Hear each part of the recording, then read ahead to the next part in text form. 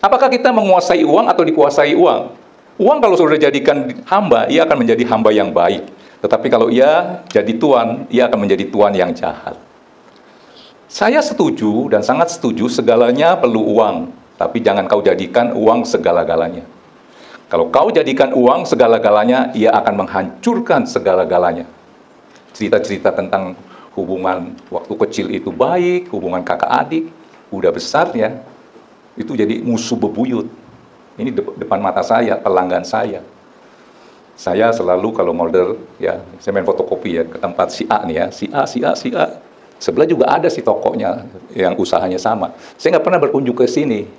Takutnya nanti saya ke sini yang ini kagak mau beli lagi sama saya. Saya pikir satu aja lah yang ini.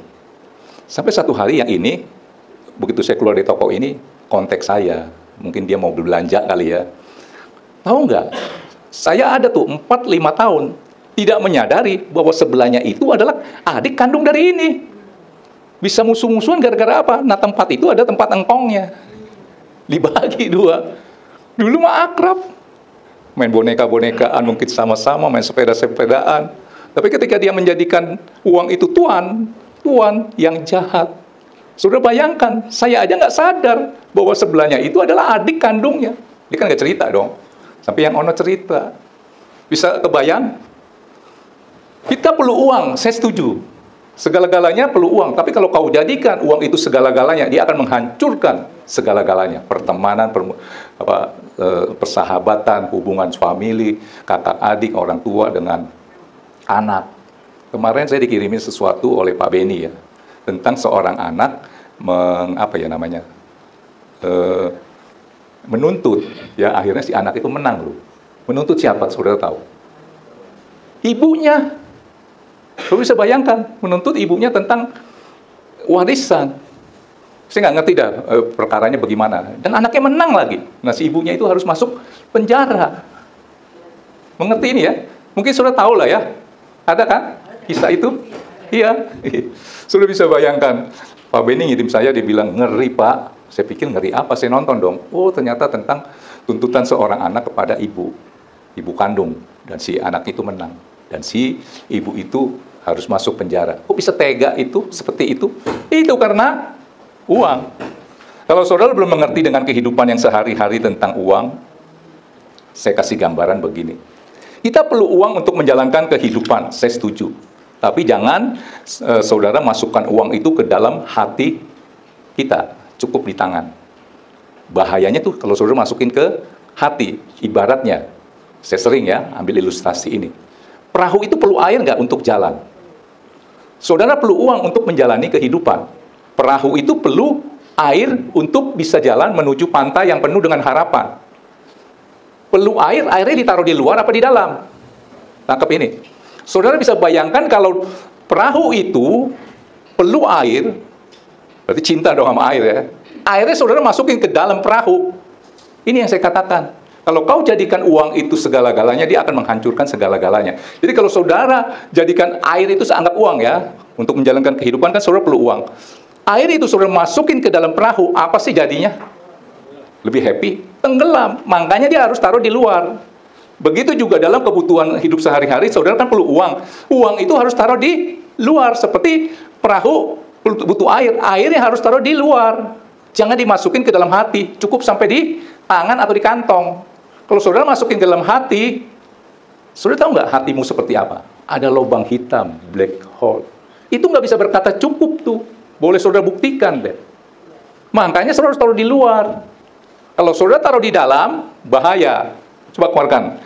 Lukas 8 ayat 23. Yang harus ada di dalam siapa? Penguasa hidup kita, itu roh. Makanya kita menjadi tawanan roh. Mengerti? Saingan berat daripada Tuhan Yesus kan uang. Nih, saudara baca ini. Lukas 8 ayat 23. Lukas 8 ayat 23. Dan ketika mereka sedang berlayar menjalankan kehidupan, ternyata uang itu lebih menarik. Tuhan itu tidak gitu kita butuhkan. Tidak gitu penting. Yesus tertidur. Tuhan udah nggak penting lagi, apa yang terjadi? Yang dimasukin kan uang kan. Sekonyong-konyong turunlah taufan ke danau sehingga perahu itu, perahu kehidupanmu, di mana dia butuh air supaya bisa ngegelinding ke pantai yang penuh harapan, masuk ke dalam hatimu. Masuk ke dalam perahu, sekonyong-konyong turunlah taufan ke danau sehingga perahu itu kemasukan air. Dan mereka berada dalam bahaya.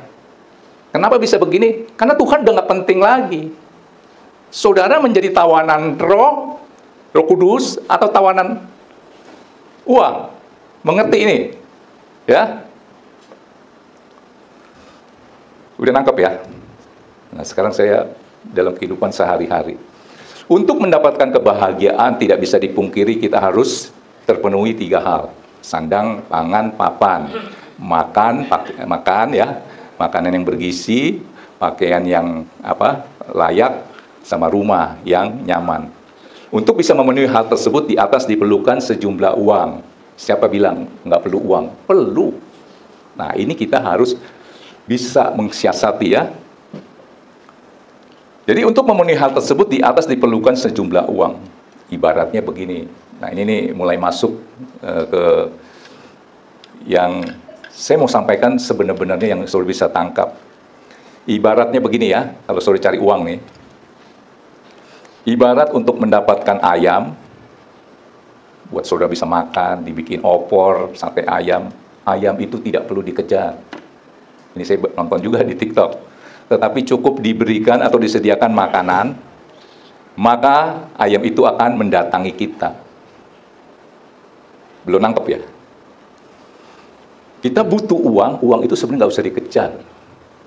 Ya, tangkap nih, sampai hari ini saudara merubah mindset saudara. Kita butuh ayam nih, karena kita mau bikin opor ayam, sate ayam, dan lain-lain ya. Ayam itu tidak perlu dikejar. Cukup saudara sediakan makanan, beri aja makanan kepada si ayam. Ayam itu akan mendatangi saudara. Apa maksudnya?